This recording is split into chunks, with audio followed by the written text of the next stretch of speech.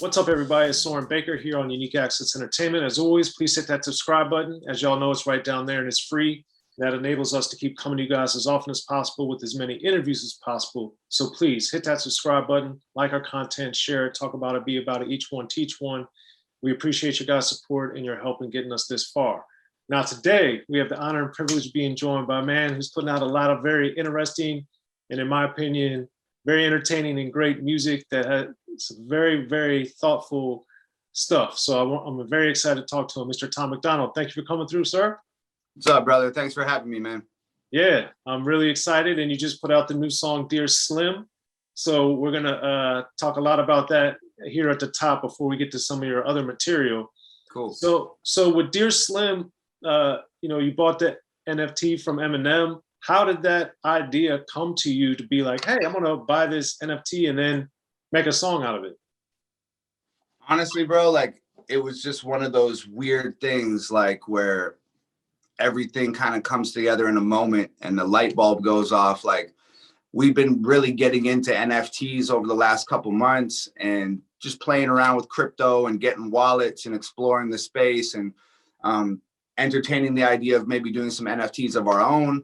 And then my girlfriend Nova, she's like really big into the crypto space. And she was like, yo, did you know that Eminem is dropping NFTs? And I was like, no, I did not know that. And she's like, yeah, I'm going to cop them tomorrow. And I was like, cool. So next day she bought the 3 little NFTs that came out, which were like, they look like action figures, like in a trading card format or something.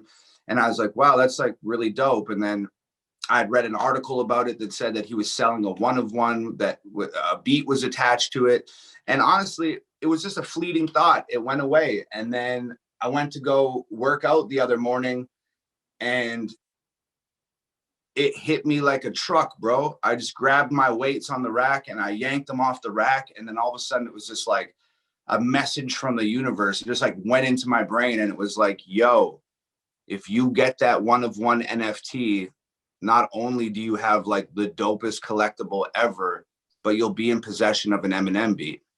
And I just threw my weights down and ran inside and I was like, open up your computer, I got an idea. And then I saw that it was at 45 racks or something.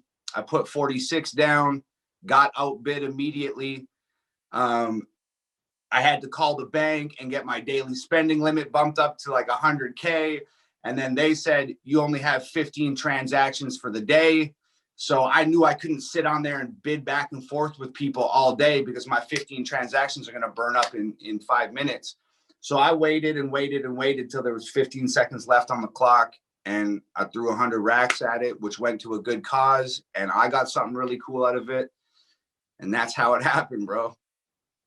That's incredible and very ingenious, which I want to get to in a second. But in addition to that, did you have the Dear Slim song concept like right away, or did that come a little bit? How did that come to you?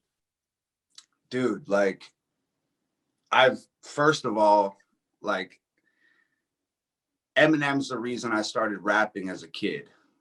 So all of a sudden, when you're in possession of a beat made by the man himself, A, it costs $100,000. You can't screw that up. And B, that beat was made by, a guy who you looked up to and idolized as a child. So those two things combined, like that was a lot of pressure for me. And usually if I make a beat and I'm inspired by it, I write to it immediately. That beat sat in my hands for a week and a half before I decided, okay, today's the day I'm gonna try and write that, just because it was so much pressure that I put on myself. And I was terrified of disappointing me. I was terrified of disappointing my fans, M's fans, like whatever. Like I just wanted to make sure it was done as best as I could do it, properly, respectfully, et cetera, et cetera. So I never been so scared to write a song in my life, bro. And it was about 2.5 weeks ago that I wrote it and recorded it and got the video done, and now we're here.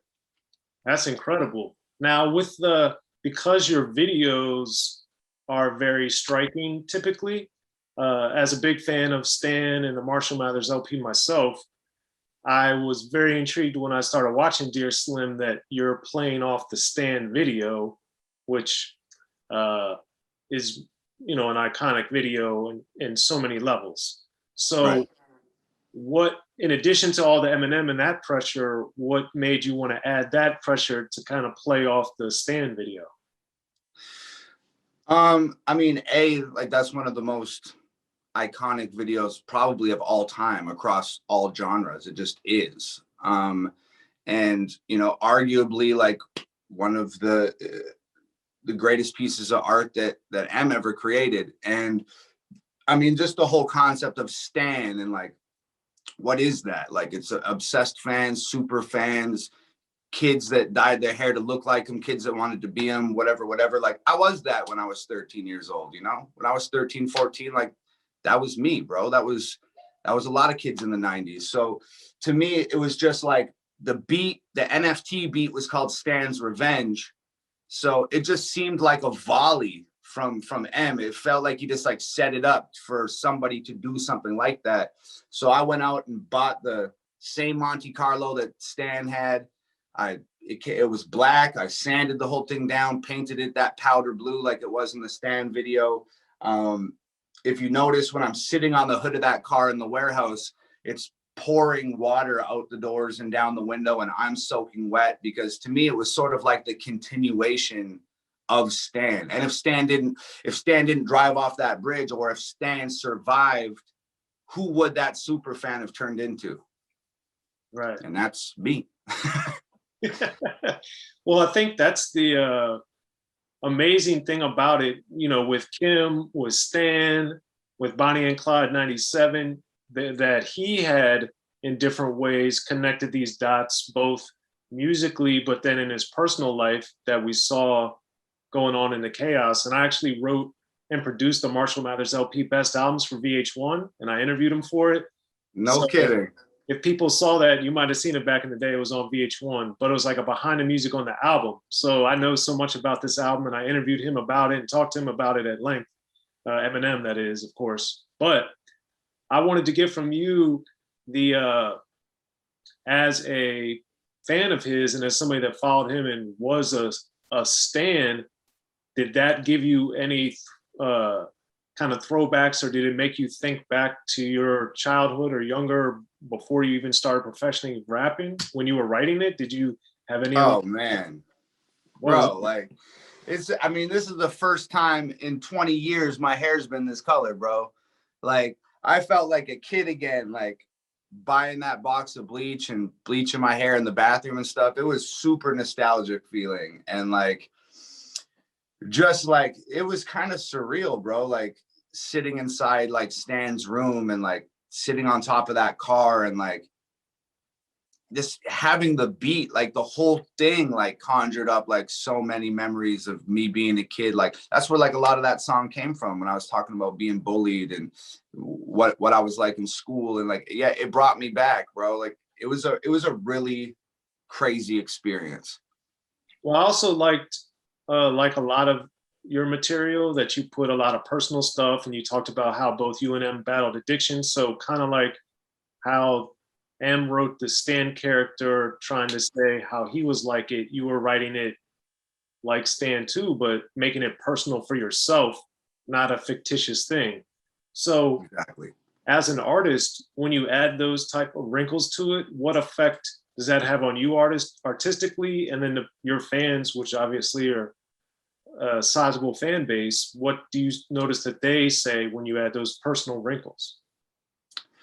I think it just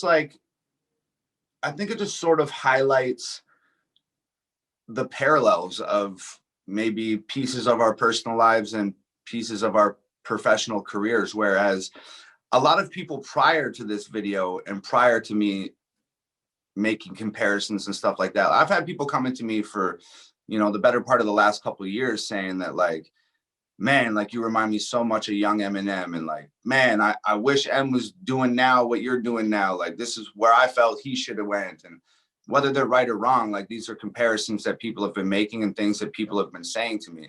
So I think by like adding those wrinkles into the song and the video, I think it just highlights some of those aspects that people have been talking about for a couple of years. And I think it just allowed me to add a little bit of a, exclamation point and punctuate that a little bit. And you also talked too about how if it wasn't for him, how you would have committed suicide and all these different things. So what and how he made you believe things. So clearly you love rap, clearly you study rap and pay attention. What made Eminem different to you than either other white rappers or just rappers in period?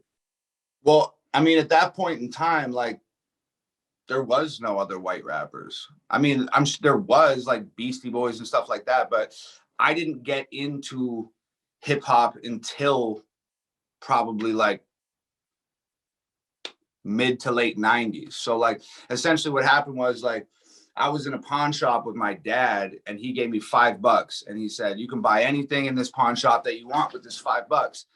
And I was like, all right, bet. So I'm digging through, I find this milk crate of CDs.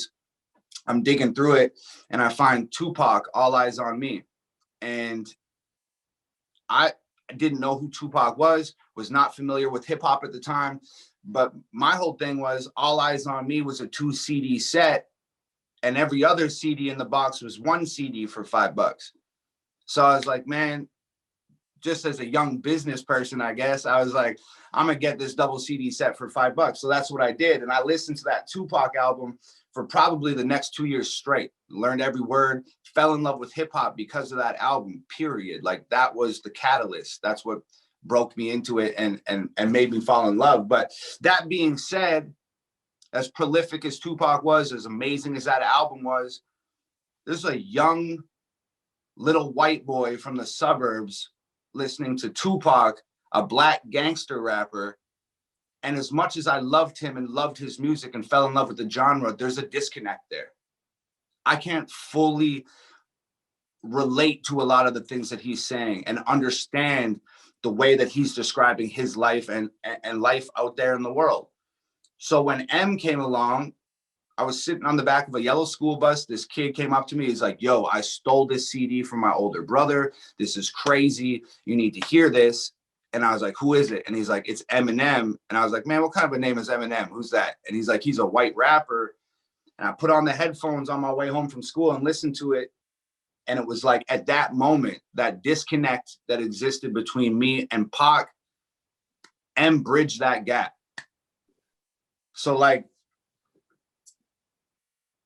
I know I'm going on a little bit of a rant here, but that's why this is all so important to me. Right. Well, it makes sense. It makes sense. And tied into that, back to the video part of Dear Slim, working with Nova, your girlfriend, on it, you guys on your videos do, I think, incredible work and have so much going on. Oh, you're welcome. But you have so much going on with all the edits and the cuts and the costumes and these different things. So from a filming standpoint with Dear Slim, but then also like Bad News, Clown World, a lot of your other, especially more recent songs that are so visually arresting, where do all those come in? Like, what is Nova's role versus your role? How do you guys divvy up like the conceptual development of a Dear Slim, of a No Lives Matter, of a Bad News? Right. Well, obviously Nova shoots everything and she edits everything. I'm there for the editing process and saying like, oh yeah, I like this shot, not crazy about that shot, replace that one, maybe this should go here. Like I'm giving input, but Nova is the genius behind the actual flow of the music video. And when things get fast and then when things breathe, like that's all Nova's, that's what she does. Like that's her whole thing. I got to give her full credit for that. As per the development of the actual music videos, like, man, a lot of times, like, let's go sit in the backyard, put the song on, have a smoke or whatever, chill out, listen to the song and scribble ideas in our phones. And then I bring my ideas, Nova brings her ideas. I say, well, what about this, this, and this? She's like, that's cool, but I feel like this part won't work. So what if we did it this way? And then she'll come and say, oh, I want to do this. And I'm like, that's cool, but I want it to be more impactful. So what if we add this to what you're talking about? And it's a really collaborative, creative process. And like, we sit down and we make color palettes. Like and we're like, okay, cool. Like, these are all the colors we want to work with. So the environment's got to be like this, and the fit's got to be like this, and blah, blah, blah. So it's a really collaborative, fun process for us to do together. Like, you know, writing music used to be like my biggest outlet and my only outlet. And these last few years, since I've been producing all my own stuff, I'm getting just as much enjoyment and fulfillment out of making the beats as I am writing the songs, as I am conceptualizing and executing these videos. Like, they're all just different canvases to paint on. And it's been a really fulfilling, gratifying thing. And on top of that, to be able to do all that really cool stuff with, you know, the most important person in the world to me, my girlfriend, it's like, I couldn't ask for any more than this, man. I'm so thrilled about it. Be sure to check out the History of Gangster Rap by Soren Baker. He's official. History of Gangster Rap features exclusive interviews with Ice-T, Snoop Dogg, MC Ren, the D.O.C, and dozens of others. The History of Gangster Rap, a definitive look at how Los Angeles changed rap forever. In Los Angeles, the streets definitely set the tone of the hip-hop music. At 19, I got a $50,000 car. My whole angle always was, I'll be street, but I will always tell you the horrors that go along with this life. There will be penalties and casualties for just wearing the wrong color in somebody's neighborhood. And once gangster rap made it from the streets to the TV, the genre exploded. With Fab 5 on Yo MTV back with NWA. Yo MTV, it just catapulted us from being local heroes to national gangbang rappers. The History of Gangster Rap discusses it all from 1980 up till today. It's always gonna be shit happening in the streets. You know what I mean? So it's always gonna be something to talk about. The History of Gangster Rap in stores now.